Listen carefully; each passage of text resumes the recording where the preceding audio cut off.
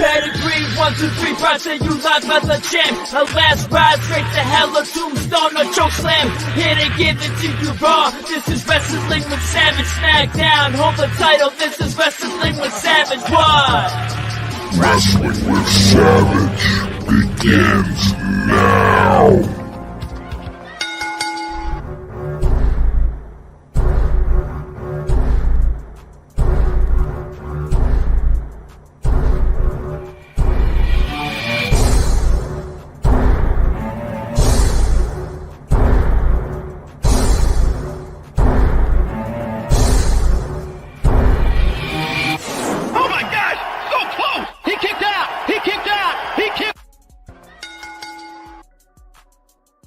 Welcome to Wrestling with Savage. We're back at it again tonight. AEW Dynamite. We're going to be bringing you the weekly update for AEW. And before we do that, let's take a little sneak peek into the battlefield because the battlefield was on fire. Let's have a word with some of the fans from the battlefield real quick before we're back here on Wrestling with Savage with me and Jay. At the battlefield, the first 4 fans have showed up for today's show, Inception. Why are you guys here so early? To get our good seats and enjoy the Inception show. Why do you come to the battlefield? What does this place mean to you? Everything. Everything. This is family, this is wrestling, this is entertainment. You don't want to miss this. You got Aqua Jr. in there, he's leading this whole thing. He got my wife, family, all behind him. Big generation, great people to follow. Some of the best upcoming talent in the world right here in this building. Right here at the battlefield, the best fans in the world. Battlefield, yep.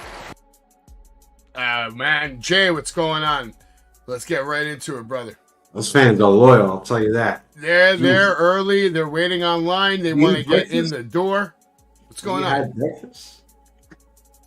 Maybe, probably. They must have camped there all night long to get some good seats. Oh, they're there every month, man. They love it. They're very loyal fans. And we're going to talk more about the battlefield as the night goes on, but we're here for one reason only, and that's to talk about AEW. Jay, did you happen to catch Rampage? I never catch Rampage. This is probably week 46 that I'm not catching Rampage.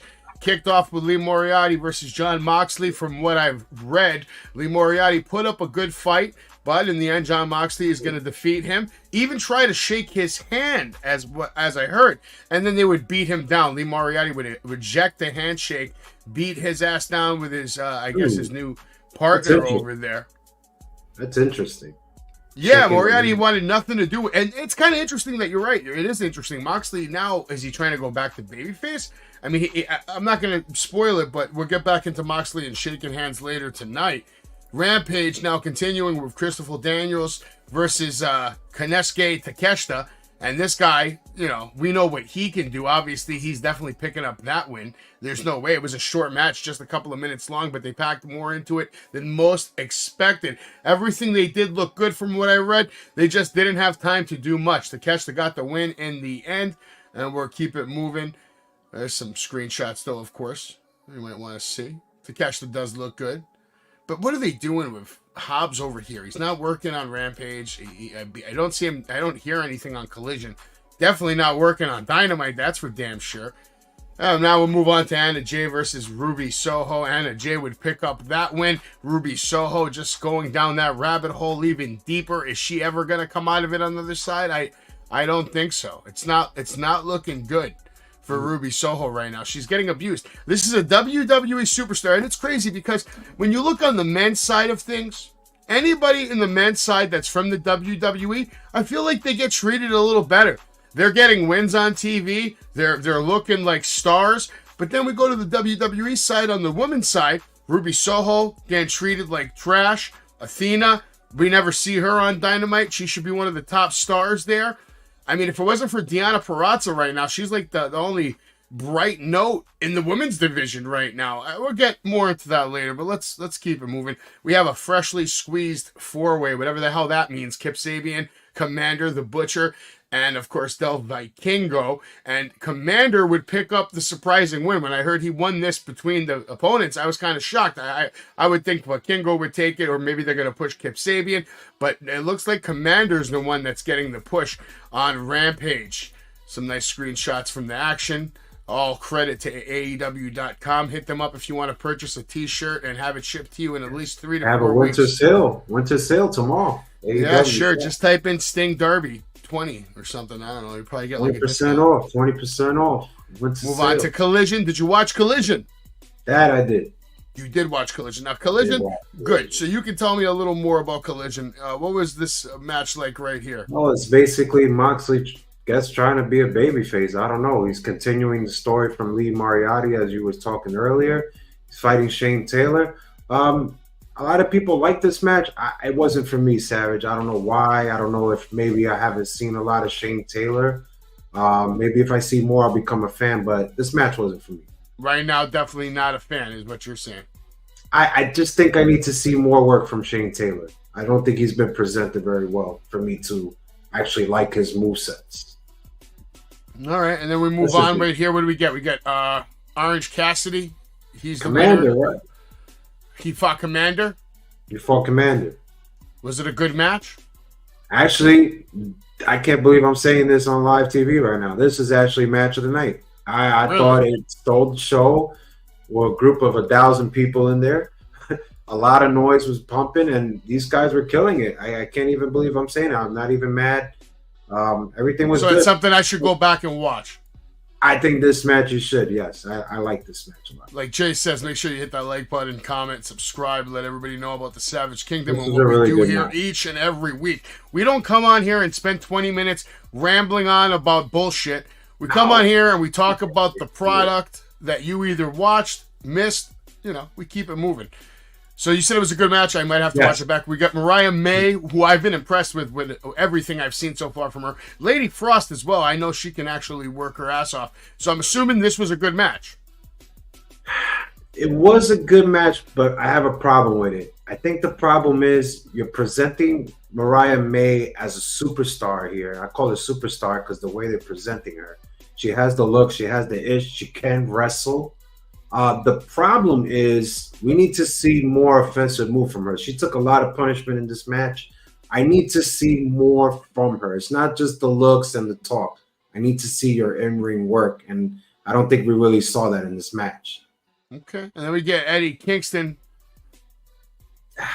What'd you think of Eddie Kingston's... This match went way longer than it should have, first of all. I don't think it should have lasted 15 to 20 minutes. I mean, for God's sakes. And I truly feel Willie Mack, listen, the guy was great 10, 15 years ago. He was probably one of the OGs. I saw one of the clips where he almost basically power drived himself. This guy is one of the OG big guys 10, 15 years ago to do it before Keith Lee was Keith Lee. But, once time goes on, you start to miss a step. And I kind of saw it from Willie Mack in this match. Okay. It wasn't fair. Well, I guess I'm glad I didn't really miss it. And we have the main event. You got Nagata versus Danielson. How did this match hit you? It's a technical style match, Savage. I'm not a fan. They call this guy a legend. I guess if you're in WCW in the 90s, you're a legend now.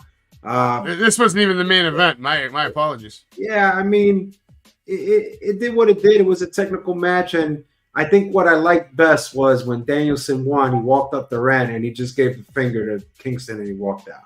Everybody's giving everybody the finger lately. That's like the new common thing. That's part of the whole match. Serena Deeb was in action, which I'm glad to see. She's another bright spot in the women's division. I think she's phenomenal. This was a squash match. There was nothing to it, but Serena Deeb did have the mic. She did talk for 5 minutes. She did make a mission statement. She wants the title. She's the best technical to do it. I would love to see her and Deonna Purrazzo lock it up. Yeah, that will be a clinic. Now, this was the main event. We have FTR defeating House of Black with Daniel Garcia in the cage match. Was this a good match at least? It's a cage match. We haven't had a cage match in a while. Is this worth going back to the DVR and watching? I thought last week's match was an improvement. I think they took a step back in this match because it kind of didn't make sense at points. Mark Briscoe was out there and he's cutting it up with these guys taking over Daniel Garcia's spot that he got injured earlier. But for some reason, you just see Daniel Garcia in the ring and you don't see Mark Briscoe. There's no explanation from the announcers. There's just nothing. He's just gone like Casper. And I know what they're trying to do, Savage. They're trying to make us like Daniel Garcia to be an upper mid-card player. I just don't see it. I'm sorry. No personality, no character. I don't see it. Okay. All in all, did you enjoy Rampage or Collision, one more than the other, or thumbs down for both? Same thumbs down for me. Same thumbs down for both. Okay, harsh grades from Jay here, and now we have to move into AEW Dynamite tonight, and we're gonna take our time with Dynamite. I gotta say, listen, tonight Dynamite hit a little different for me because it felt more like a WWE tribute show. I thought you said botches. Everybody in the match, pretty much everybody on the card is all former WWE talent. The one thing that I don't like is that you have an opportunity here with all these big stars because they're all from the WWE. They're all big stars. They have big fan bases. This is why people are even tuning in. You have an opportunity here to put some people over and not hurt anybody in the process. And I'm specifically talking about Swerve Strickland. I'm specifically talking about Hangman and Adam Page. Both of them taking a loss in a dealer's choice match doesn't hurt them because it shows how good they both are at knowing each other and how they can hurt each other and how they can make each other look bad. Tonight should have been about Swerve losing, Hangman losing, but they made each other lose.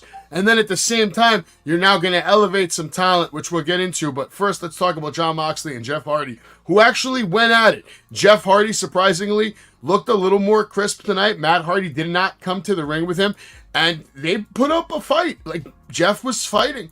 He was doing things that made sense, stayed on the ground a lot. Nice spots like this, choking him with the towel or the t-shirt. You know, Jon Moxley was taking the brunt of the bumps here. Jon Moxley was the one really risking it all. Jeff had a couple of moments that I thought were like, damn, especially that one bump off the apron here. But I thought Moxley, with what he had to deal with, which is Jeff Hardy, I thought Moxley actually did a phenomenal job of leading this match, getting Jeff through the match, and finishing the match without any real crazy blunders, mistakes, or bad moments here. Now, Jay, I'll let you take the floor here because I'm sure you have something to say. Listen, I really thought that Jeff Hardy killed himself tonight. That rain apron spot with the twist of fate. Yes. Yeah. I don't know how the hell you just fell out of that match where you're not supposed to. You just fell right off the apron and rolled over. I don't know how that happened. Moxley was even looking at him like, hey, what the hell happened to this guy? How about the Widow's Bell or the Widow's Peak, whatever call it? He's climbing up the top doing his little spin. But that takes two ever. I mean, he's losing a step, Savage. I see a heel turn coming for Jeff Hardy, but I don't know how that's going to play out. And I wasn't a fan of this match. I mean, I give you credit. You're saying Moxley led it. Yeah, but did he lead it great? No. I mean, come on. I thought he led it as good as he could for what he was working with. I'll give Jeff credit on a couple of spots. This drop kick looked like it hurt. Okay. Oh. The suplex off the top was nice. I call it lazy. I mean, come on. He's sitting outside on a steel chair waiting for Jeff Hardy. I wasn't a big fan of the stunner and then the traditional and then the senton looked good. He still got good form. You can see it in the picture. He's got that down pat. Why is he doing it? But at the end of the day, Jon Moxley's Jon Moxley, and he does what he does best, and he taps people out. He made Jeff go to sleep tonight on Dynamite. And then also, Jon Moxley went again to shake that hand, like you said, babyface, right? Yes. Jeff is like, nah, you know, F you, heel turn coming soon, I'm sure. But like you said, how is it going to be set up? And is it even going to be relevant? Is it going to be a heel turn that's going to lead to them becoming the AEW Tag Team Champions? I see the comments blasted up. Keep those comments in. We'll get to them in a second. What happened here while I look at the comments, Jay? Tell everybody what happened after. Well, basically, in the beginning of the match, they introduced 3 Lucha Libres. I think they're from like MLL or something like that. And basically, we're like, okay, they had the match, and Moxley was doing a spot with Hardy, and he gave the bird to them. And then whatever, they decided to attack Moxley after the match. Boom, boom, boom, hit him down. Now, is this some sort of like big news from Tony Khan that they're merging or whatever or this? I don't know, but I don't like it. I mean, look, CMLL, I don't like it. CMLL in Mexico. There's too many Lucha Libres at CMLL. For God's sake. I don't mind it if they're going to be a badass faction. Like, if you're going to come in and do stuff, be a badass faction. 5-3, man. Look. This doesn't look badass to me because they're trying to beat up Moxley 4-on-1. The locker room comes out, of course, to help Moxley out because they're building Moxley up on commentary saying, look at the locker room. They all respect him. That's why they're coming to help this man. Bad. Let's move into this, and I want to get into this because this is where I was talking about earlier about the booking. Hangman Adam Page versus Toa Liona, and they have an opportunity here to make Liona a superstar, and I think they kind of did tonight. It showed in the singles match. I was a big fan of this match. I thought this guy can go. It looks to me like this guy is being held down, and it doesn't make sense. You have the WWE being run by the Samoans. This is the closest thing you have to a Samoan bulldozer. You need to use him and utilize him and take advantage of that whole clout right now with the Samoan bloodline and all this. Not only that, but the guy's actually gifted. He's a big guy who can move. He hits his spots. He makes everything look good. Always has intensity. Has the physique, scary move set, and does things that a guy his size shouldn't be doing.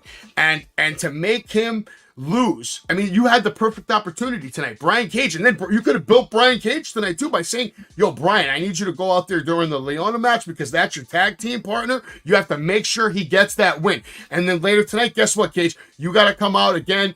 You got to try to make sure Swerve wins, but except maybe it doesn't work out that way because Hangman comes. And they could have did a whole thing to just make Swerve lose, make Hangman lose, and then at the same time build up Liona and build up Rob Van Dam even a little bit, which we'll get to later tonight about RVD. Jay, what did you think about this match as I go through the slides? Yeah, it was a good match. I mean, Leon definitely put on a show. He looked like a killer. And that's what exactly you need from an opponent. And I took this match seriously. It has some good spots. I'm not going to give all the credit to Hangman Adam Page, but I will give credit to, like you said, the Samoan bulldozer over here that's just doing crazy spots, Samoan drops. He did a crossbody look right there on the outside. It looked good. The only problem is, you talk about this guy could be a player. He could be this. But the thing is, when these guys have killer matches like this, even though they lose and they look like a killer, AEW has a hard time following it up. And I think that's a big issue. I hope they follow up with this guy on a little solo single run, but let's see. Let's hope. Listen, this guy is an immediate superstar. He screams professional wrestling. Look how big he is without shoes on, without boots on. He was shitting on Hangman Adam Page tonight. I mean, he got hit by the Deadeye. He's up instantly. My man just like, look, my head, I don't feel no pain. Look at him, bleeding all out. He has the crazy look. He is a monster. And look at this. Just look at this. Hangman had to steal his shine, too. This guy does like a springboard moonsault off the apron, misses it. Hangman, of course, has to go to the top rope and do, in my opinion, a completely unnecessary moonsault. Your finishing move is a buckshot lariat. Your finishing move is a clothesline. Your finishing move is a clothesline. You don't have any business doing this bullshit. Yeah, I mean, I'm not surprised he does it, Savage. He does it because he thinks he needs to, because of the crowd, because they pop for it. But listen, I was a big fan of the match. Hangman and him had a hell of a match. Like you said, how are they going to follow up on it? Are they even going to follow up on it? I loved it all. But the fact that Brian Cage didn't come out speaks volumes to their booking right now. Because they're missing out on TV time and opportunities to continue to build stars. How do you build stars? You keep them on TV. Brian Cage, it's not there tonight to hold down the Mogul Embassy. They need to come together tonight. Brian Cage should have been at this match, and I'm telling you, Hangman should have lost, and Liona should have won, because it doesn't hurt Hangman. It loses to him, with foul play. He loses to him clean, it hurts him, but it doesn't hurt him if Brian Cage comes down the Wolverine and just destroys Hangman. Probably one of the slowest Wolverines I ever seen on TV. Wow, that's all right. What'd you think about this little vignette over here? Are they mocking Vince McMahon, or are they just taking full advantage of this? They grew a goatee because of Vince McMahon. Vince McMahon, is being sued, for God's sake. You don't want to look like Vince McMahon now. You want to look different. So I'm glad they put the goatees on their face. Okay. Did you like the promo, though? They fined the poor guy $500. You know what they remind me of? They remind me of a reborn Chris Jericho back in the day. Back in the, what is it? Heyday? Aggression era, when he came at a suit and he was fighting Shawn Michaels in his little program. They reminded me exactly like that. And I'm going to let you get the first take on this match. We got Wardlow going against Komander. What did you think about this matchup? Yeah, I'm going to say here and there, and everybody could disagree with me. Undisputed Kingdom is flat. I'm sorry. I could put the biggest star in there. I could put an MJF in there, and they still be flat. There's nothing special because they rushed the devil thing. Tony Khan promised us answers. Fans were saying, hey, this is taking too long. And they gave us a crippled devil in Adam Cole. We see him come out all the time to promote only for Wardlow because we all know where that's going to lead later. Savage, I didn't like this match. I got scared for Wardlow's right knee. Yes, Komander was working on the right knee in the beginning of the match, but there was a point in the finish when he tried to powerbomb, his right knee gave out. Yes. So that concerns me because if he's out, then basically Undisputed Kingdom is out. Possibility. He is their heavy hitter right now. But I'll say this, Wardlow, at least with some innovative offense, I thought had a good standing with Komander. Komander took a hell of a bunch of bumps, and he managed to look good. I think that whole thing with the knee was a work because he was going after the knee, after the knee. Like he struggled. Maybe. Like he struggled there. Oh, maybe there was a real little injury there. Maybe he, That's what I'm saying. I sprained it a little bit. Back and I. How good was that power slam though? Power slam wise, this shit was good. I need good. to see it faster. Do it faster. Okay, a little fast. Well, that's because of the turn he gets on there. There's that powerbomb spot you were talking about right there, where he definitely, you could see, and even Taz mentioned it on commentary. He's like, I think there's something wrong with your boy's knee over there. You might need a second wheelchair. I don't know. It's just, I don't know. Roderick Strong getting on the mic after talking a little trash, and then of course Orange Cassidy would come out to make the save, and nothing would really happen here. They would just have a little standoff. Everybody would leave the ring. Because I think if we do, it'll still be flat. I don't know. We still have time. I'll make that decision probably end of February. For right now, I'm undecided on that. But you know what? I'm not undecided that it's time for this.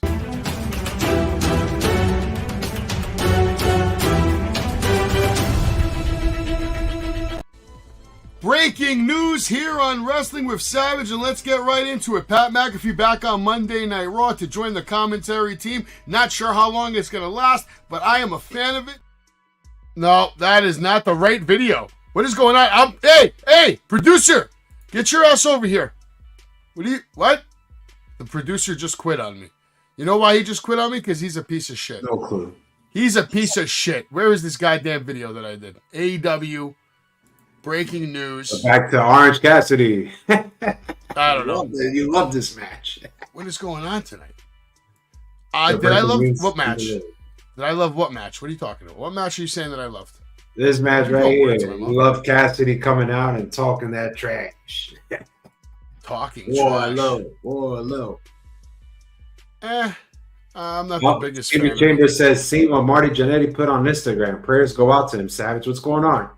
We'll get into that a little bit later, man. Appreciate you, Steven Chambers. Yeah, just pray for him right now. I'm out of there's a lot going on with Marty Jannetty. I'm not really, I don't want to speak for the man yet. These people know already. Of course, he goes on Facebook. Man. What are you going to do? Okay. No, it's not good news. It's a bummer. I mean, his sister passed away. He got some real bad news at the doctor. His brother's not doing good. His brother has cancer as well. Marty's going through a lot right now, man. I mean, I talked to him on the phone. Oh, Marty, we're here for the support, brother. He knows the deal. I told him I love him, and if he needs anything, I'm one phone call away. If I have to, I'll go down there and spend some time with him. I'm praying for him too, man. I'm praying for him too. Let's hope he's still on board for April, man. It's day to day right now with all that, man. You can't really talk about stuff. You can't talk about business when there's kind of other shit going on, man, because it's not professional. It's not. That's rough, man. So for me, I don't even care about WrestleMania. All I care about is that he gets on a road back to a recovery and being in a better place, happier place. He's down on his luck right now. He thinks the world's against him. He thinks he's served his time. He thinks he's been on this planet long enough. He thinks it's time for him to go, basically, man, is the message that he kind of laid out to me. And he doesn't think there's a reason for him to be here anymore. And I told him there's thousands of reasons for you to be here. And, I was straight up with him. I'm not going to hold it back. I told him the truth. I said, listen, even if you have to get your foot cut off, man, there is life after that. We'll get you the best freaking prosthetic leg possible. You're going to be, it's going to take a while. It's going to suck, but you're going to learn how to walk with it. And you're going to have a good quality of life because you won't be in pain anymore, man. You're in pain every fucking day. And if your choice is to to just be in pain, miserable until you just die because the sepsis from your foot just reaches your brain and kills you, or you chop off your leg so you can save your fucking life. This is what it is right now, man. I didn't even want to get into it right now, Jay, but why not? I actually reading about it, and now I kind of up to date about everything. It's and I love this guy. I've gotten very close to him over the last year. We talk to each other every single day. And yes, we do a podcast together, but more than the podcast, Marty Jannetty is a friend of mine. He's a close personal friend of mine, and I care about him and what happens to him. This is actually all over Dirt Sheets, by the way. Oh, I'm sure it is. I'm just reading 2-3 articles. And Marty is a genius. For all I know, Marty's doing all this so we can have a live show tomorrow and probably break the internet. It's tough, man. I don't know if even the show should happen. I already told him. I said, take some time off. He asked me, he's like, what do you want to do? I said, whatever you want to do, brother. In my opinion, he said, what do you think I should do? I said, I think you should take some time to grieve, take some time to really clear your mind because you have some tough decisions to make. I don't know if you could really think clearly when they tell you news like that from doctors. That's why you need to take some time off, man. And not worry about all this other stuff, I told him, check on him every night, man, before you sleep. I told him the truth about how I feel and what I think he should do. But at the end of the day, the truth is Marty Jannetty is going to do whatever Marty Jannetty is going to do. Vince McMahon couldn't tell him what to do, and you better believe I can't tell him what to do. It's just about health first, man. He needs to deal with that. We'll figure it out, man. But I guess we can. Marty. Love let's get into some upcoming events right now. Yesterday, you could have caught the WWE Weekly update that we do every Tuesday night. Mm-hmm. Wednesday nights, we bring you the AEW Weekly update. Yeah. Last week, we had championship material and Spencer Slade on the show. Phenomenal interview with Spencer Slade, by the way. That was one of my favorite interviews I've ever done with a wrestler. Loved how serious he was and, how in tune he is with himself and who he is. Hell of a watch. You might want to watch it. Inception was last Sunday, and I have a couple of videos. I want to introduce you to these guys, the Vetrano brothers. Very, very good tag team, and you will see them in the future. Here at Battlefield with the Vetrano brothers, up and coming tag team superstars. Make sure you're watching these boys, because every time they've been in the ring, they've been putting on a tag team clinic. Now, Vetrano brothers, I want you to tell everybody who you are and why you're here. I'm Stock, that's Mook, and you know how tonight's gonna end? You know how we beat championship material? It's with one thing. You're about to get housed by the Barn Burner. Yeah, watch out for those guys. Those guys are very good at what they do. Awesome wrestlers too, man. Yeah, they've been killing it for the last 2 years. Yeah, check out this fan. This is another maniac from the Battlefield. It's right in the Mafia thing. We're here live at the Battlefield. This fan is ready to go for tonight's show. You want to explain your sign? Maybe introduce yourself to the Battlefield world? This is for all the pussy bitches that don't like to wrestle and hide.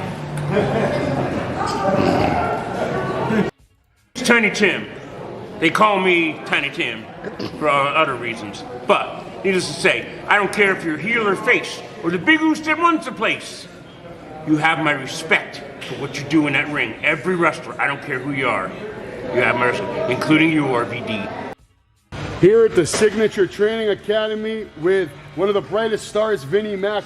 Sir, why don't you tell us about the Battlefield? What brought you here? Well, for those that have been living under a rock, I am the most tremendous man on God's green earth, the notorious VIN, Vinnie Mac. But I wouldn't be this tremendous without Battlefield Professional Wrestling. Now it dates all the way back to my mentor, my pops, Alpha the Wild Samoan, my original trainer. I moved away from Long Beach, Long Island, New York to train with him in Florida. And obviously COVID put a halt to all that.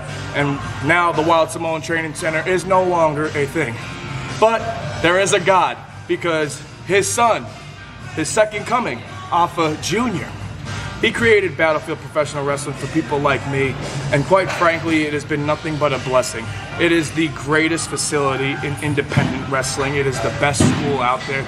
Don't just take it from me, take it from WWE stars that have visited this place and have told people like you behind this tablet that this is the place to be, this is the place to watch the future stars of tomorrow. And quite frankly, I'm almost getting choked up because this place means so much to me. And that's the only time you'll ever see me breaking character.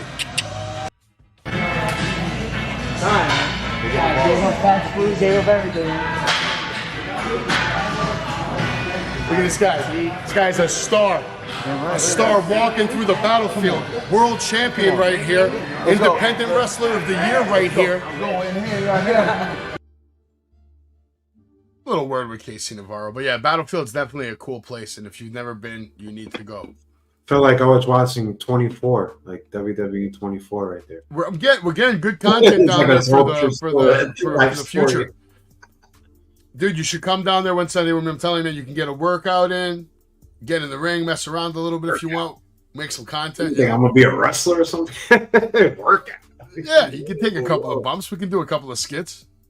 Yeah, sure. Like I took bumps my whole life. Yeah. Come on, man. You're a natural. You're a natural. It'll be easy for you. It'll be easy for you. I guess we should finish up AEW, right? Should we?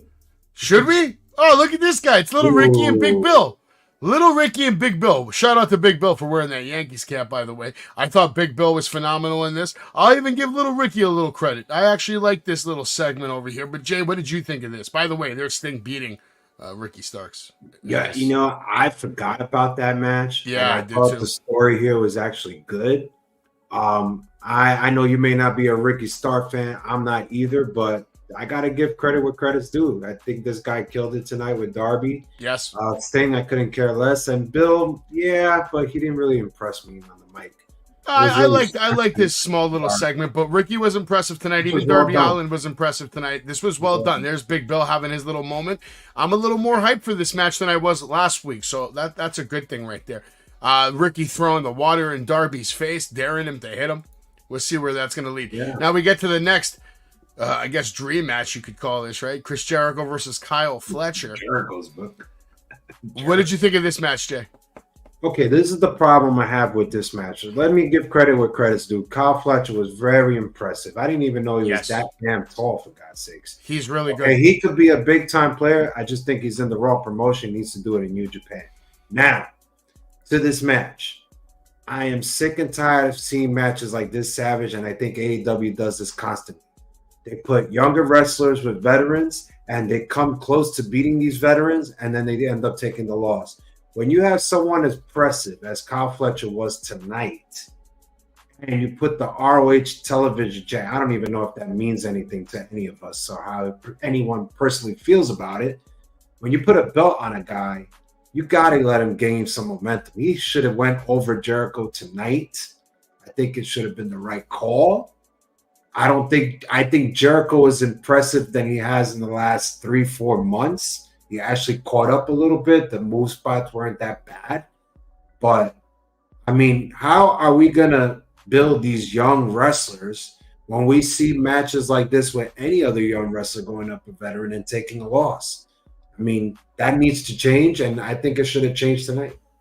Yeah, no, you're not wrong. But since I couldn't bring you the breaking news the normal way I do, I'll bring it to you live in one take right now. RVD was set for his return, which you all saw tonight on Dynamite. We're going to talk about it in a little bit, but I think RVD should be given a little more in AEW. The guy can obviously still go. He's got a name. He is popular. Why not have a match with him and Samoa Joe for the AEW Championship in the future? Let's manifest it. Let's put that out in the universe. Matt Hardy and his wife, guess what? They're still together. Stop believing everything you read on the dirt sheets, you stupid marks. Cody Rhodes doesn't know why he and CM Punk never interacted in AEW. And I know why, and that's because Tony Khan didn't pick up the phone and call Savage, because Savage would have never let this $5 million match slip through the cracks. Wouldn't happen, Tony. Make sure you call Savage. I'll make sure that your other matches won't slip through the cracks. And I really hope, Tony, you don't mess up Mercedes Moné and her debut in AEW. There is stories to tell there, but I'm very curious if she does go to AEW, Jay. Are they going to handle it correctly? Are they going to dump on her? We'll talk about it in a moment. AEW receives remarkably high valuation in recent Forbes analysis, so obviously someone thinks they're worth a lot of money. I'm guessing they didn't watch Rampage or Collision. Now, let's talk about Anthony Bowens, nominated for Sports Hero Award in 2024. I don't know, but apparently he's nominated. But I'll tell you what, he kills it in the ring. He kills it more than Max Caster. Jay, don't ruin my flow. MJF and Tony Khan rumor of falling. apart has been debunked. Obviously, why would MJF hate Tony Khan? Tony Khan literally gave him the keys to the kingdom. God, so sick and tired. He signed already like 4 months ago. Stop it already. Ray Phoenix not expected to return to AEW anytime soon. That is sad news. And Darby Allin refuses to slow down despite Ric Flair's advice, and that's because he's a maniac. He won't slow down no matter who tells him to slow down. So stop it, Ric Flair. Stop it. He's not going to stop it. Didn't do it in WCW. So this Jericho match was whatever to me, but Kyle Fletcher did look incredible in it, though. It really showed how good he is. I mean, the extension on those super kicks, he's phenomenal at that. Maybe the best super kick in the business right now after what I saw tonight. That flying missile dive is incredible. And Jericho's still trying to keep up with Kyle Fletcher. And, of course, he would get the win over Kyle Fletcher, which I don't understand.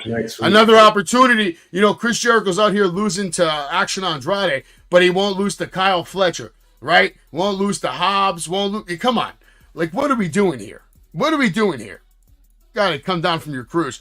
All right, now we have Deonna Purrazzo. She's going to give us a little backstory on her and Tony Storm. Still on with the tattoo. Still on it.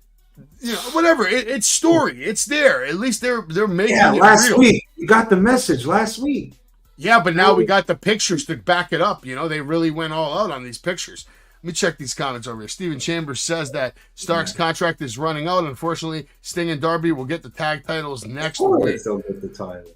Okay. Deonna Purrazzo, God bless her for being in AEW. Like I said, she is the bright side to the AEW women's division. Without her right now, I don't know how serious I could take that women's division anymore. We get the gang, gang, bang, bang, or whatever the hell, scissor super party out here.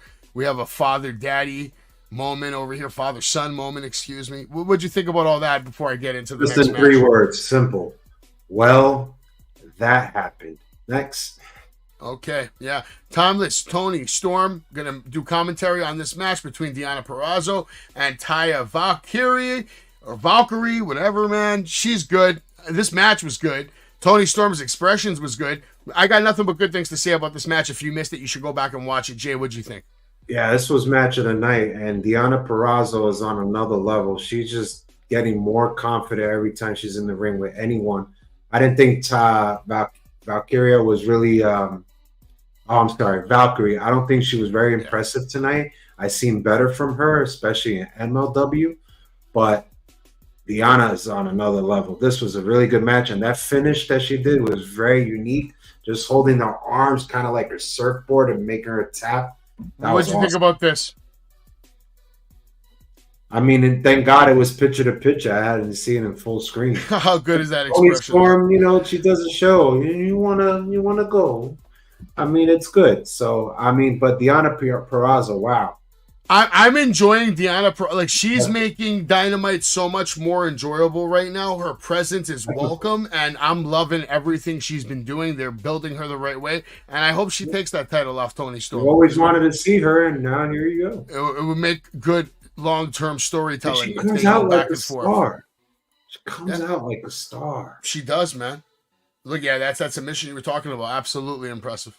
Sergio says, stop seeing WWE and watch AEW. Tell me why. Tell me 5 reasons why, Sergio. Tell me why. Well, we like to watch both, man. We like to watch both. All right? I just want to hear 5 reasons why. Submission was impressive. Deonna, impressive. Tony Storm, facials, absolutely impressive. And now we're going to move on to this segment, which it felt like it was kind of forced upon. Giveaway. Yeah, definitely a giveaway. But we're going to talk about this. Let's talk about this in a moment when we finish talking about Samoa Joe coming to the commentary table to take a seat and talk commentary about this match here where Swerve Strickland has a mystery opponent, but I kind of heard a rumor earlier in the day, and boom, there it is. Mr. Monday Night, Rob Van Dam, the whole damn show on TV. Hangman has a little message for Swerve letting him know that this isn't a regular match, it's a hardcore match. And then RVD comes out of nowhere with his steel chair, just bashing it in Swerve Strickland's face, taking him, throwing him around the ring, onto the barricade again and again. Big kick to the face, another big kick to the face. Rob Van Dam doing his thing, having fun. Fans chanting RVD, and RVD's not done. He's going to continue to just shit on Swerve Strickland all over that ring. Beautiful leg drop over there, and then sets him up for his classic spot that definitely got the fans roaring and chanting ECW. And RVD, as usual, looking very good. Very good. And the action continues. Now Swerve takes a little advantage, a little control of the situation, drives RVD's head into that steel chair. RVD comes back with a rolling thunder. Big drop kick to the face, pushing that steel chair in his face. Goes for the monkey flip off the rope, but instead Swerve counters with a huge power bomb, driving RVD straight down into that steel chair. RVD able to kick out. Backdrop into the nut buster right there, has him on top of the ropes, and then Brian Cage would get involved, dropping RVD, and it would continue. Hook would come out, make the save, getting Cage out of there, because of course RVD and Hook tag teamed a few weeks ago. Swerve now stalking his prey. Rob Van Dam with a sick crucifix counter, dropping him where he stands. That huge rolling kick right to the chest. I heard that kick is like getting hit by a truck, by the way. And RVD getting hit by I don't even know what to call that, man. Just a face buster, basically. Swerve finally gets some revenge. Swerve now with a stomp on Rob Van Dam on that steel chair. He had Rob Van Dam set up on that chair. Swerve comes in with a crazy stomp. And then we get a spot where Swerve is on the top rope. RVD manages to shove him or kick him, get him basically off the top rope through that table. And RVD looking good with his frog splash, but he would miss, hit the steel chair. And then RVD would get a taste of his own medicine with that kick to the face with the steel chair. And then the stomp, giving him the fingers as well. That finger pattern not going away. And Swerve picks up one of the biggest wins in his career against one of the biggest legends of all time. Because he's a legend. Samoa Joe was hyping up Rob Van Dam, but he wasn't happy with what he saw here. Hangman came out and basically said, I will never let you be AEW champion. Jay, what did you think of this match? I have to be nice because RVD's your friend, so I'll just give a nice take here. It was a good match. I have a very, very big problem, again, with AEW and how creative is telling the story of Swerve and Adam Hangman Page. When you tell a story and you say that this is going to be the match of death match, that is going to basically end all things between us, and whoever goes on will elevate into a title picture, and the person wins is Swerve. And then you go back to this, again, the guy you just beat that you said all that crap, and now you're going to do it one more time. I'm sorry, Savage and everybody. Now, watching this, I am truly convinced that Swerve will lose against Adam Hangman Page. And that is freaking bothering me really, really bad, because it comes back to egos. And I don't think we need to see a third match between these guys. I think when you have that top of the match that they just had in 2023 and they killed it, I don't think you need to follow it up. There's no need to follow it up. You know, you guys could be in a fatal four-way or in a triple threat. We could add somebody else for a number one contendership match. Between you two guys one-on-one, I'm sorry, I don't want to see it. And I think the problem with creative is they don't know what to do with these guys because they have a lot of star power. I mean, you have Swerve, you have Deonna Purrazzo. I mean, I could go on and on. And what they do is they don't utilize these players right. I mean, we've seen it tonight with Kyle Fletcher, and they didn't utilize it right.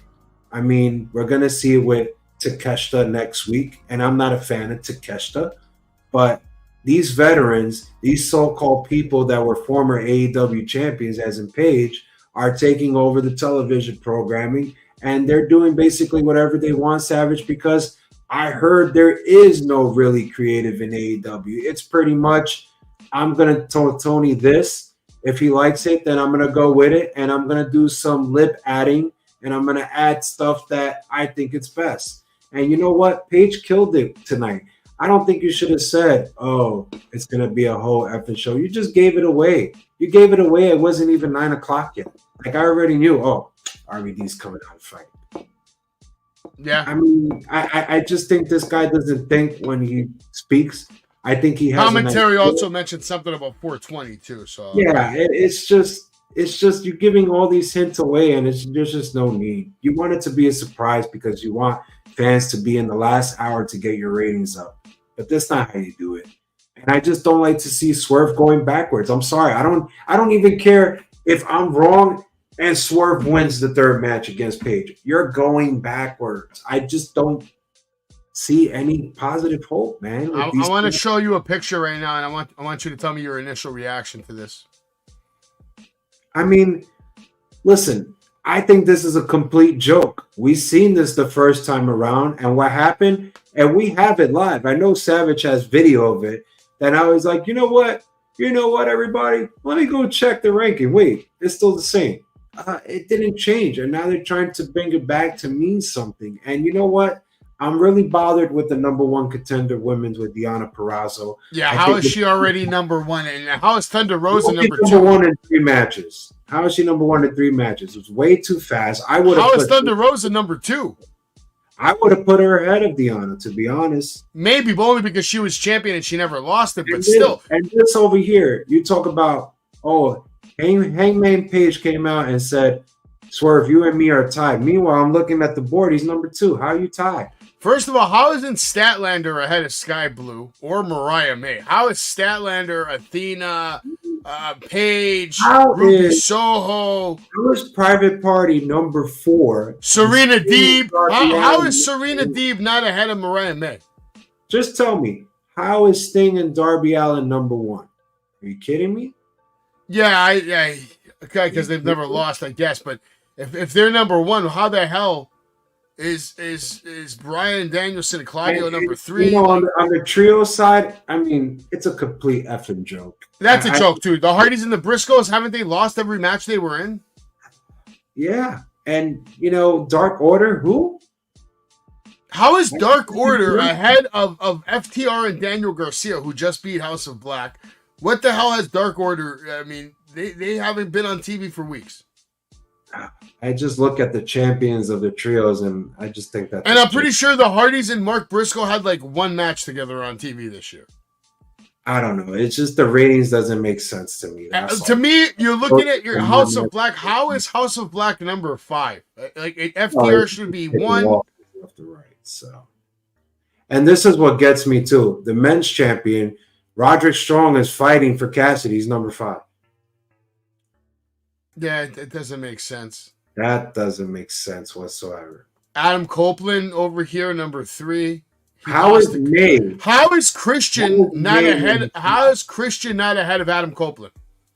How is May number 5 when she shouldn't even be ranked top 5? She shouldn't even be ranked top 10. Like, what are we doing here? This is like one of the worst rankings I've ever seen in my life. It's a joke, man. I'll say this. Tonight was a better episode of Dynamite, but at the end of the day, it was a better episode because it relied so much on stars from WWE.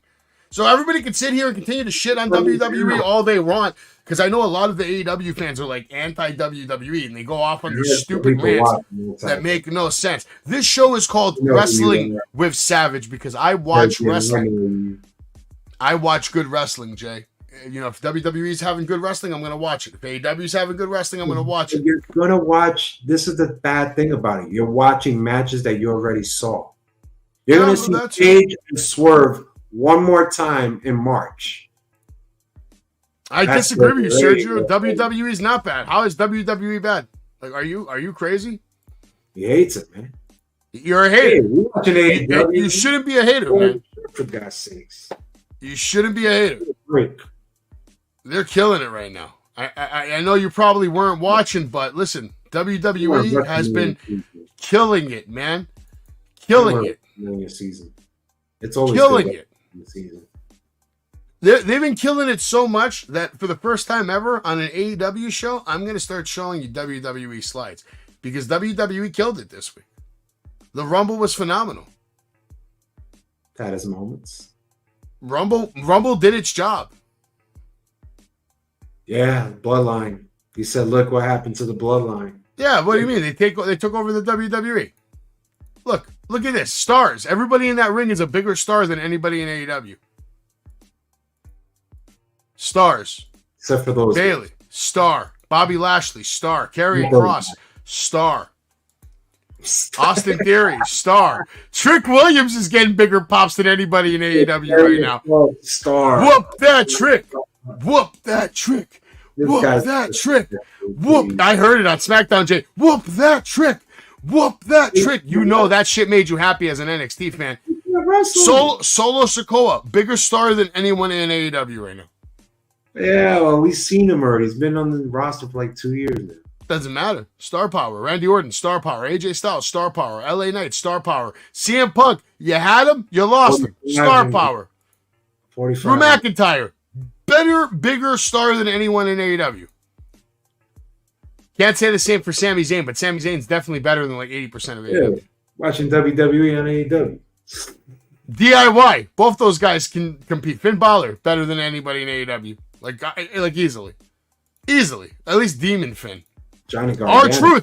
R-Truth, more talented than anybody in the world even. Like R-Truth gets this business better than most people ever will. Miz gets this business better than most people ever will. Chelsea Green gets this business better than most people ever will. Zoe Stark, future Hall of Famer. Shayna Baszler, future Hall of Famer.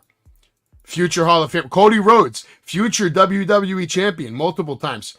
Future legend. Future icon. And he's in the WWE. Seth Rollins, current icon, current PWI Wrestler of the Year.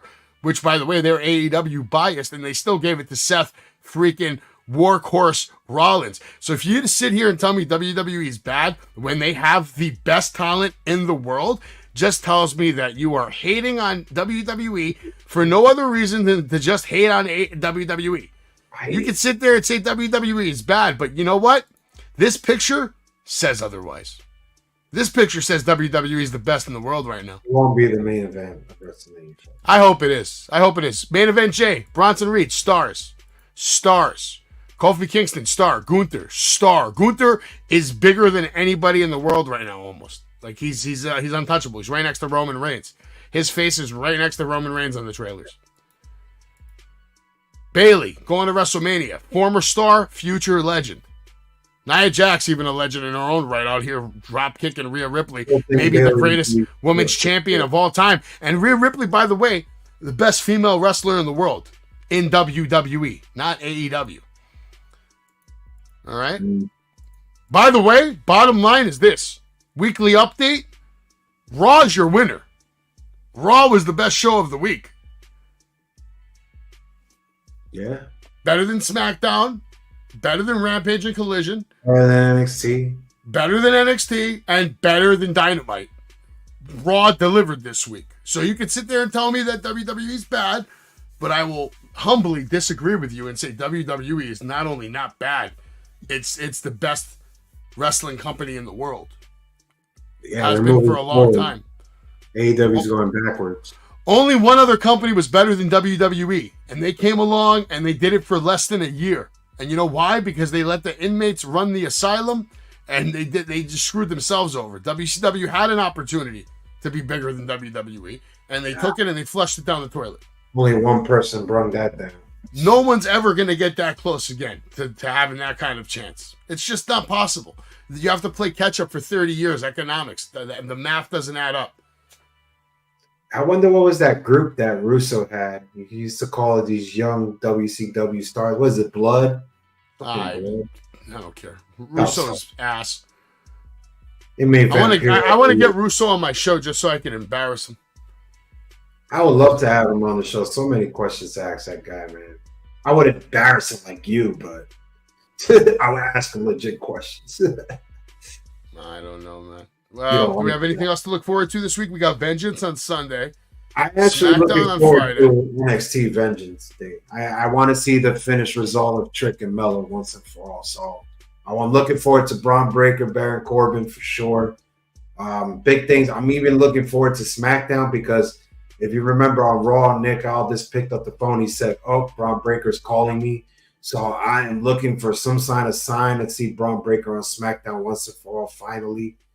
I really hope it actually does end, man. Huh? I really hope it actually finally does end. Yeah, I hope so too. And I'm looking forward to Vengeance Day. They got a nice card. You know, even the main event. I'm not a fan of Trick Williams, but I know Ilya will carry that match and it'll make him look good. So I'm definitely down. Tonight you're all in for a treat because normally I just end the show and tell you all have a good night. But instead of doing that tonight, what I'm going to do is I'm going to tell Jay to have a good night. I'm going to tell all of you to have a good night. And then I'm going to let you all watch an episode that I did with Marty Jannetty recently, where we talked about his match with the best wrestler in the world from PWI, ranked number 1, Seth freaking Rollins. And if you stick around, not only will you get to watch the match, but you get to hear about Marty talk about the match. And we'll see you next week right here on Wrestling with Savage. Jay, what do you want to tell the Savage Kingdom? I want to tell everybody to hit that like button, hit those comments, subscribe to Wrestling with Savage. And Marty, we are here for you. We love you, brother. Our prayers and condolences with you. We love you, Marty. We'll talk to you all soon. Hopefully we have a podcast tomorrow. If not, maybe next week, maybe 2 weeks. I don't know. But Wrestling with Savage, we'll be back next Tuesday. I might even do a pop-up for Vengeance Day, Jay. Maybe we'll do a watch-along for Vengeance. Next Tuesday to catch us since you hate WWE. Yeah, since you hate WWE, come watch us next Tuesday, man. Right now, watch Marty Jannetty versus Seth freaking Rollins. Watch it.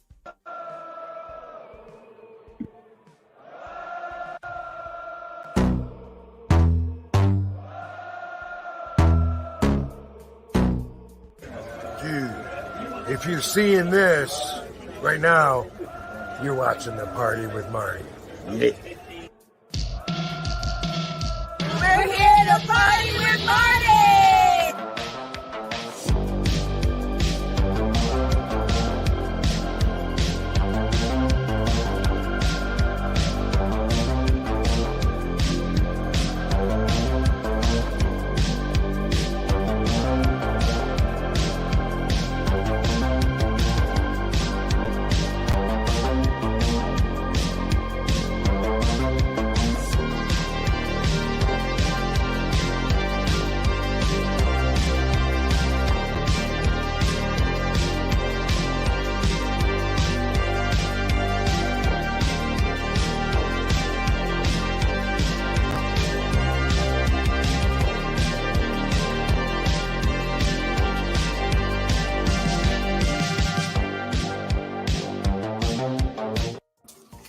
You did it again. Week after week after week, you managed to do it. So proud and happy that you could join us on the Party with Marty podcast show, which is hypothetically the best show ever, best podcast ever. And I hope you all are doing good out there. Before I bring in my good friend, we'll say a couple of things real quick. I've got to give some praise out to Rod Van Dam. I'm struggling with ankles, and we'll give a report here in a little bit. But he has sent me some things that I think is cool as hell. This is just so I can post it on somebody's car unsuspectedly, and if they're a Rod Van Dam fan, they'll be happy. If they're not, they'll want to know what the hell it's about. Here's also, remember when Ultimate Warrior had a magazine? He was wanting to charge Vince $300,000 a month to sell them and shit, part of his deal. Rob's got his own deal, and it's pretty cool. There's a good story in here. One word that showed up was hell. And also, shout out. Oh, yeah, this is the part that was good. He sent me the CBD oil or lotion. And my ankle's a different story, but it worked so good on the arthritis part. Like, see this hand? That's arthritis. I feel like Fred Sanford right now. But I really can't straighten them, arthritis. And it helped them a lot. It's painful without. So thank you for that, Rob. And also want to shout out to my former sensei, greatest sensei in the world to me, of course. This is when he had the world record. He had broke. This was on ESPN TV. He broke, I think the record then was 12 bricks with an elbow smash. So imagine what he would do to a head. And, he and I loved each other to death. He was a big wrestling fan, which made it weird when I first went to him. As a wrestler, pro wrestler, and he's the shit that will kill you. And he's so nice. He's just smiling, grinning. I'm like, what? I mean, he's like, I know who you are. And it was like, oh, thank God, because he's like a bear, man. Yeah, so Sensei died. Thing was, I used to call him all the time. He was somewhat, he was a partier in the sense that he would put up with me. I would call him at 3 and 4 in the morning. He was a family man, right? But he'd be so happy to hear from me. He would get up, answer the phone, take him a couple of minutes to get ungroggy, and we would just laugh and have fun. I called him one night. A lot of my people out there will remember Louis the Lemur, the lemur that one of my girlfriends had, Kimberly, and she. Well, I don't know how he just fit in this, but Kimberly was on the phone with me. We was calling him up to cut up like 3 in the morning, 3 or 4. You know, we've been out partying. I wanted to say hi to Sensei, and he didn't answer. But I told her, I said, probably going to call back. You know, give him a minute. Because he always did. If he didn't answer, he called back within a minute or two. No call, and I thought, that's weird. Next morning, I got a call from his son. He had died in his sleep that night. And, yeah, that was the end of Sensei for me. And great man. Richie Alford was his name. But just called him Sensei. But so now before I started tearing up again, back to the fun stuff. Also, Rob Van Dam loves this the most, but our adorator, as y'all know, Radical Addy, has a whole line K-pop. Was it crazy? And these are some things that she can make. She can make everything. Yeah, and you whatever you want, request stuff like that. She can do my favorite because I can hide. Y'all have no idea what I might have in this K-pop crazy. I'm going to give you the web address as soon as I finish. Also, this was just for what do you call it? Christmas. Gangster rapper, spelled wrapping a present. Yeah, so yeah, she can do everything. What's the web? The web that y'all need to do to get anything you want at a very reasonable price. It's kpopcrazy.com. That's KRAZIE.com. And com, not C-U-M, com. Okay. And now it is time for me to introduce my friend, my fun guy. We have so many laughs, and sometimes it's ridiculous things we're laughing about, but we do it anyway. But he is hypothetically the best producer and co-host on the planet. We call him the Greek Savage.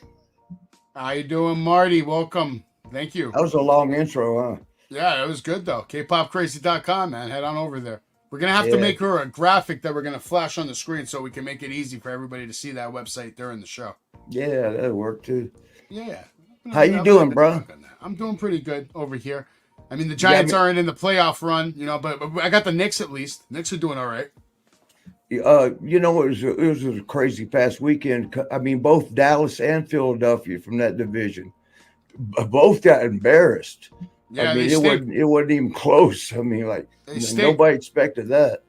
The Eagles are getting pissed on, and the Cowboys just suck. Hey, Andy, where's that shirt? You got that shirt? They suck.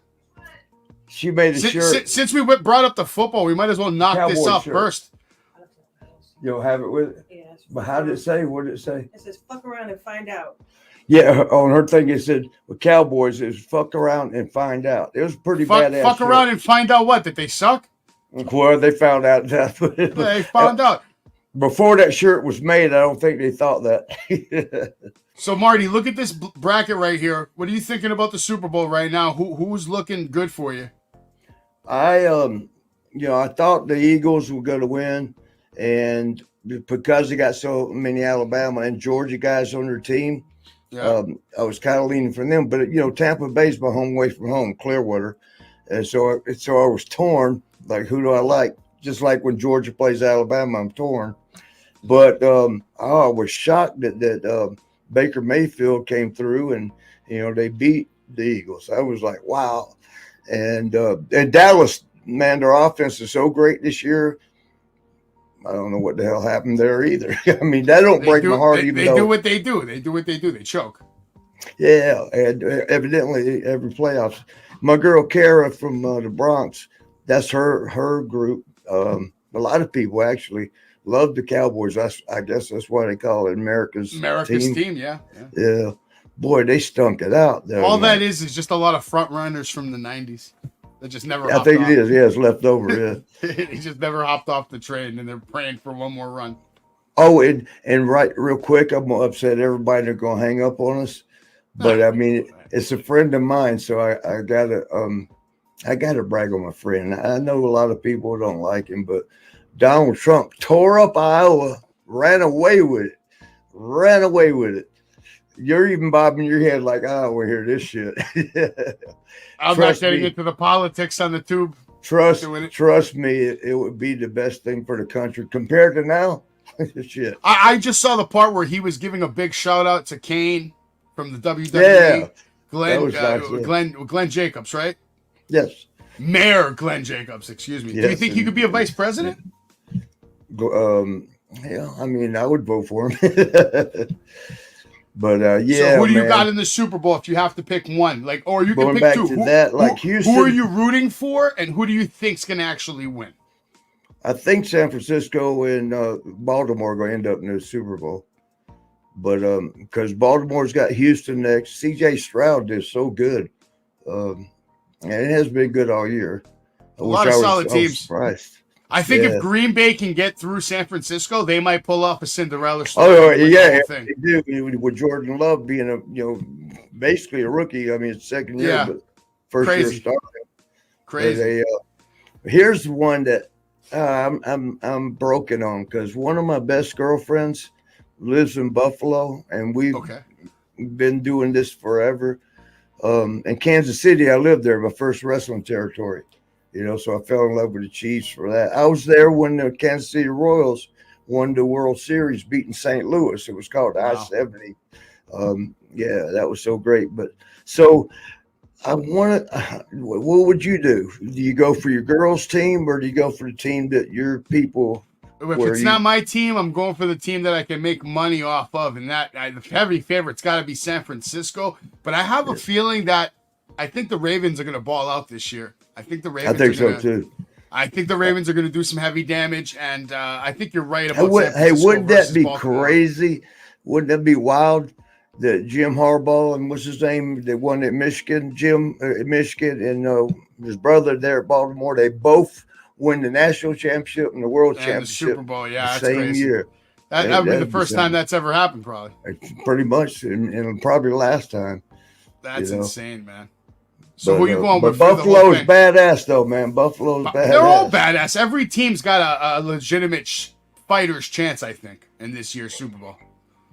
And we thought that until we saw what the Eagles in Dallas did. Unless Patrick Mahomes just goes superhuman again. Yeah. Well, what happened, I think, with the Eagles and from my years, I never went pro, of course, but I kind of know the mentality of a team as a unit. I think both Dallas and the Eagles thought we got this, no problem. And so they just came to play. The other team came to win, and got their asses handed to them. But ready to watch that Seth Rollins match? You ready to do it now? I am, but first I think you should give everybody that weekly health update. Let everybody know. And I meant to send you a picture, but it's kind of close to the same thing.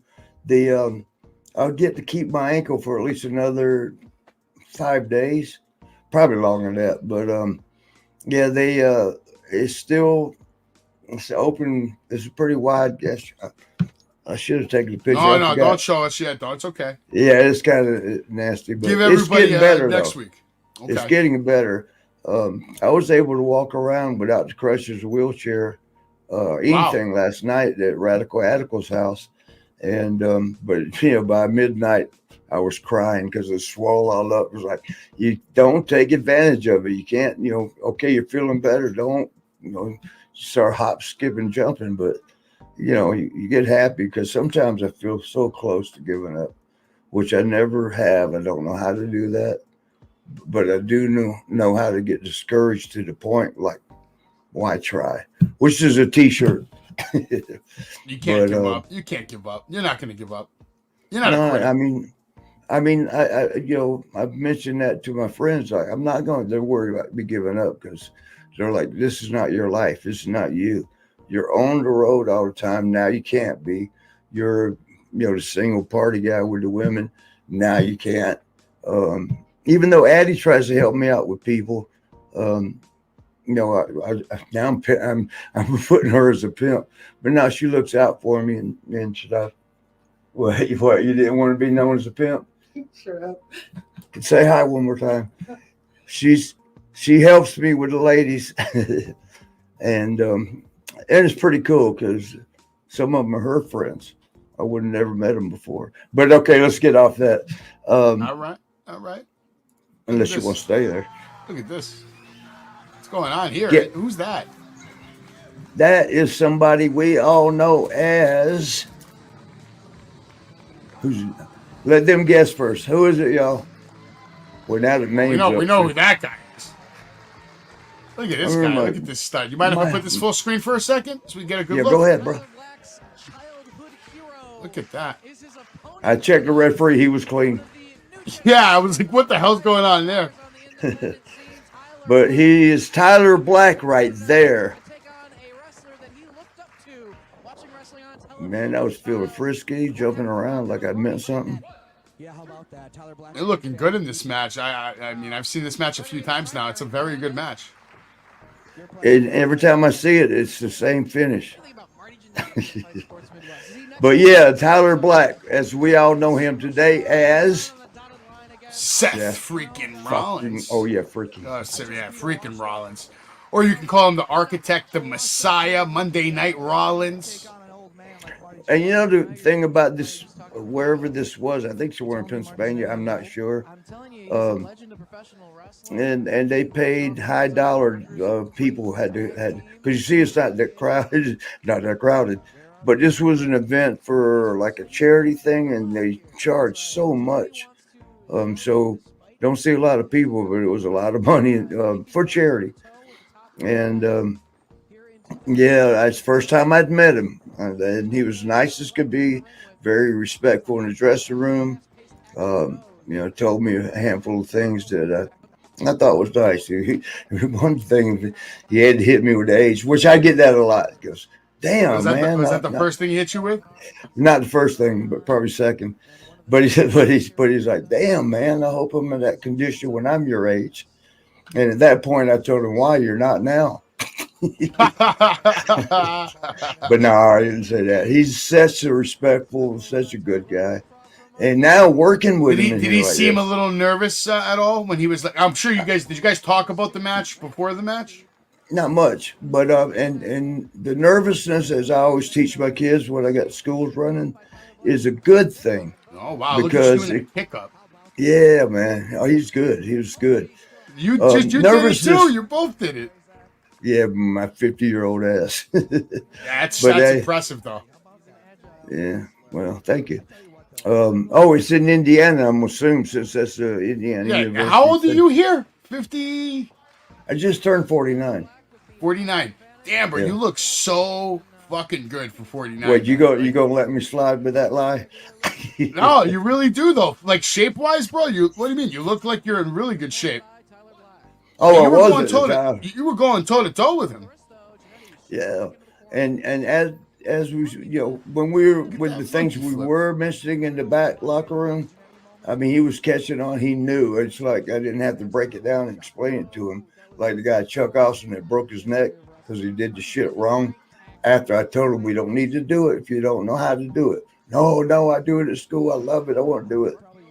Well, it was just him coming to me the last minute before going out to the ring for our match, saying, "Now, how do I hold the leg?" I'm like, "Oh shit, come on, man! You should have asked me this before. We would have stepped through it." And sure enough, he got out there and broke his neck in the ring. But with Seth, man, he was on time, knew everything. I didn't have to explain it twice, and I told him, do what you want to do, get yours in, tell me what you want. And he was very respectful about it. He didn't want No, we have to have a match. Don't worry about chopping me. Don't worry about, whatever you got to do. We got to have a match. We have a good one. Yeah, he's laying it in right now. Drop kicks. He drop kicked you in the spine too. Yeah, I'm a tough mofo. Yeah. Which I try to explain to my friends now. With the pro wrestling, you're going to be a tough mofo. The pain threshold is not like 9-to-5ers. I'm not putting 9-to-5ers down. But you're, as Vince McMahon once said about me after wrestling a match with a broken ankle, Bam Bam Bigelow's 350-pound ass rolled across my ankle. Leg scissor or head scissor where you jump up, wrap legs, and roll. Bam Bam rolled and it cracked my damn ankle. Broke the bone, we found out later. I had 2 matches the next 2 nights. And then the team doctor in L.A., Dr. Unger, did x-ray. He went to Vince and he goes, he shouldn't be able to walk, let alone having a match. I don't understand. And Vince goes, yeah, he's a different animal. And it was stuff like that. And what it was in there, wasn't it? I'm gonna replay that one. Thanks. I'll feel it again. Dude, no, you took a hell of a bump right there. Look at that. Look at this bump coming up right here. Look at this bump coming up right here. No, there's people that take a bump, and then there's people that take a bump, and that right there, you take it. 360 off the super kicker. Yeah. Very, very impressive for your age. But right you there, know, it's so much easier. Old, moving around like that. God damn. Actually, there I was 53, but don't tell nobody. 53, that's crazy. But I mean, it was such a pleasure. That was the first time we'd met, and I think I even told him and a few people that guy's going places. I knew then. I don't know how much longer after that there he was, WWE. Did he remind you of anyone when you were first wrestling him the first couple of minutes? Bruiser Brody, just because of his hair. Style-wise, he was like a lot of the guys that are almost like light heavyweight. I don't know what he weighs, but got good form, good style, good quickness, which I love. Man, he had everything. I couldn't find nothing wrong. Which I wanted the new guys. I always ask the veterans, or me at least, after the match, like anything I can improve on, anything I did wrong, right? I had nothing. I said, no, bro. And that's solid. Yeah, it's like it makes you feel bad because you are working for him on this night, though. I mean, I'm watching the takedowns, and he is laying it in, and you are making him look good, man. And he deserved it. I mean, he's good. Well, evidently, isn't he the champ now? Yeah, I think so. I'm pretty sure he's the world heavyweight champion. But didn't he just get hurt or something? Yeah, I was gonna save that for a little later in the night. Yeah. Oh, I'm sorry. Sorry. You're good. He definitely got hurt. I just don't know how severe it is right now. I'm praying it's not too serious. Yeah, me too. Nice double clothesline right there. Good. Yeah, he's good so hang good, time. bro. He's so good. But you're right there with him, though. I mean, this shit's crazy. You guys both. And have I that wouldn't same mind height. before these ankle surgery started. In fact, that's what we were doing. We'll get them fixed so I could still go. Now it's never a chance. But yeah, I don't know. No, that's got to be probably the hardest part of all of this. And pride and determination was going to get me in there again. And WWF and regardless what people were you injured at all during this match, or like when you started the match, did you have like something bothering you? I don't think so. No, because I can usually tell by the way I'm moving if anything was hurting. Had the good haircut right there. For me. What did you do after this match? Should I ask? Did you party? Nobody got pregnant. Okay, that's a good thing. That you know of, though. No, usually I find out if somebody did. There's been a couple of close calls. I've never run out on a kid. But when I find out there were 3 other guys that night, I'm not taking the blame. Wow, springboard clothesline to perfection right there. Oh, he's great, man. Absolutely great. And this was a decent match, too. I remember... I can't wait for the finish because I want to hear what your thoughts were. Like, why that finish? He told me at one point, I remember him saying, "Do you want to slow down?" Because we was going at a pretty good pace. And I'm like, if you need to, yeah, I mean, but no, I'm good. But so he's being respectful again, you know, thinking the older man doesn't need to slow down. Yeah. You know, I mean, that's respect, you know. But we just kept doing what we were doing.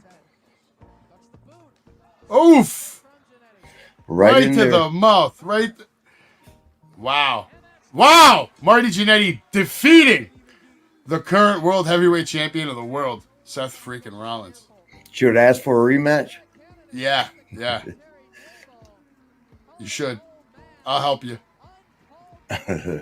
No, he's such a good brother. I mean, you know, the persona on TV is what you're allowed to see.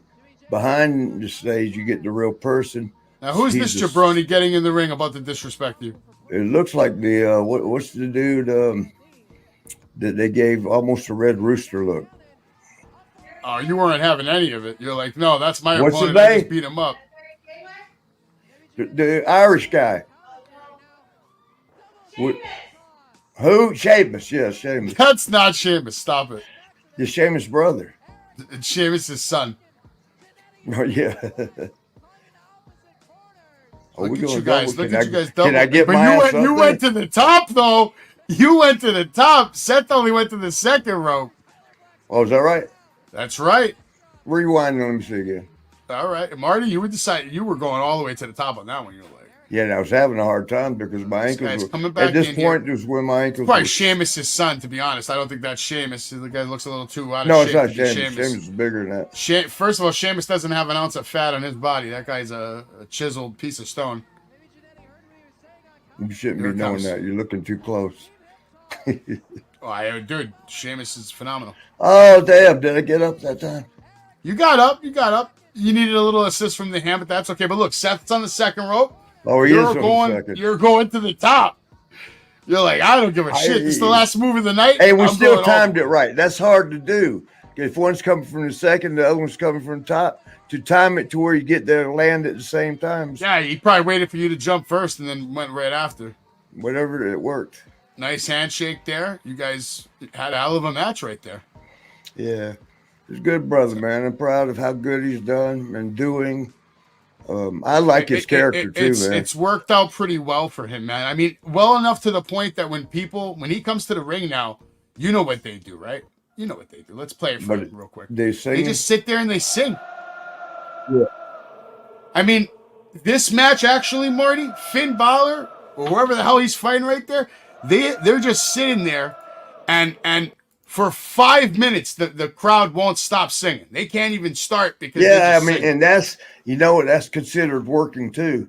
When you can get in there and keep the crowd involved and you're not doing a thing, that's working. I've said it before, I'll say it again. Seth Rollins, in my opinion, could walk into any arena in the world during any main event and literally just steal the show.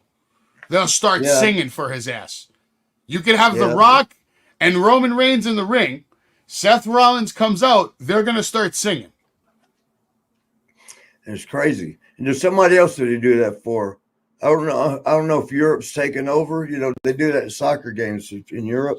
And it's kind of doing it when who else they do it for? It's a British shit. They come out the ring and do the same thing. British. There's a couple of guys I know they're singing for Joe Hendry right now on TNA. It'll come to me eventually. Did you see the video of Stone Cold taking the ice bath, by the way? No, let me see that. Oh my God, I'll have to find it. But before I find I'm gonna call him and rib the shit out of him if it looks funny. Why don't you explain to us while I'm looking for that video real quick? What's going on here? That's over in Bangalore, somewhere in India. I think Bangalore. What is happening? And now the lovely. Oh, you know, India's so different. It's rich or poor. There's no middle ground, no middle class. Zoom baby, boom baby. It's very rich or you're very poor, and this is a hotel, like a 5 stars we would call it. Oh, they will cut my hair. This is on the flight back. Look, Marty, this is messed up, man. What are they doing to you?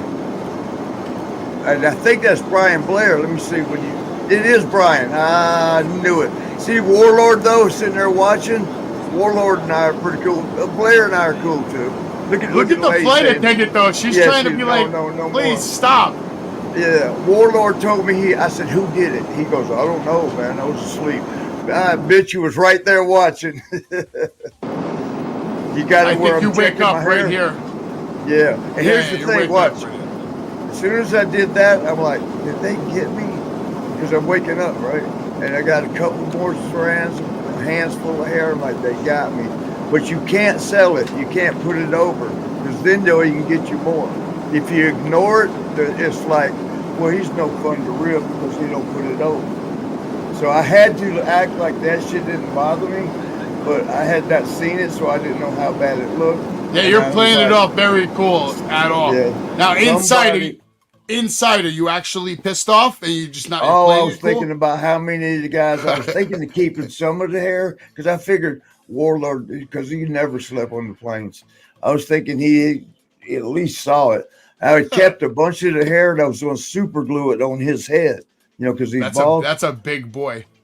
Yeah, he's good. I found the video, by the way. All right, you're gonna laugh with this. Let's watch it. This is Stone Cold taking his first ice plunge in this new device that he bought at his ranch. Is that Swaggy on his? Ha ha ha! God damn it! He can't even get Can't it. say that on TV.